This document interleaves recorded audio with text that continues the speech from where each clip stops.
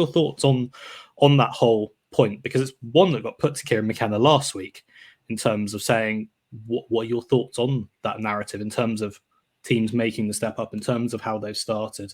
None of them have won a game so far this season. But they're certainly not the only ones either. And an interesting stat I heard yesterday was I think there's 6 teams that haven't picked up a win so far this season. That's a record in Premier League history. So what are your kind of thoughts on where this is going for, not just for Ipswich, but the relegation battle and those 3 teams that have come up with them, or 2 teams that have come up with them, rather? Yeah. The first thing I'd say is it almost feels unfair, and I put this to Kieran McKenna, that Ipswich kind of get mentioned in the same breath as Southampton and Leicester as just being the newly promoted clubs, because Ipswich have come from a completely different position. I've said this before to the other 2 in terms of 22 years away from the Premier League, 4 years in League One, not long at all, back-to-back promotions. Compared to Southampton, who've just had 11 straight seasons in the Premier League, bounced straight back. Leicester, I think it was 8 straight seasons in the Premier League, won the Premier League during that period, won an FA Cup during that period, bounced straight back. Having been to both of those clubs last season, you can see the infrastructure difference.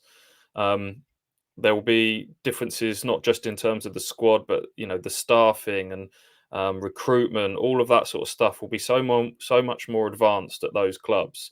And so Ipswich trying to play catch up in so many ways. And that's why when I see maybe an element of negativity around a draw at Southampton, I find that a little bit frustrating. I think everyone has to, I know it's a strange feeling at the moment because we've been so used to Ipswich being this relentless winning machine for the last little while. And some fans will have only just got on board with that in the last little while. And that's great. I'm never going to be sniffy about people who've kind of got on board during the good times, because that's the nature of football. And hopefully these will be fans for generations to come and pass it on further down the line. But bit of perspective in terms of where Ipswich should come from compared to those other 2 clubs.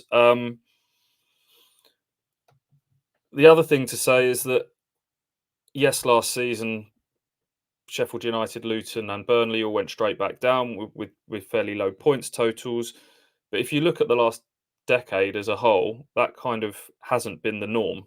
I think that was the first time in a long time that all 3 went straight back down, wasn't it? So we probably shouldn't put too much stock in last season. And as Kieran McKenna says, a pretty small sample size so far. We're 5 games into this season. From an Ipswich perspective, they've played Liverpool, Manchester City, Brighton, who will be pushing for European football, Fulham, solid mid-table side. So certainly from an Ipswich perspective, I don't think we can start making too many sweeping generalisations about 3 points on the board so far. So still early days, but we all knew it was going to be a huge jump up for Ipswich and the 2 teams that have come up. But hopefully that narrative will kind of quieten over the weeks and months to come.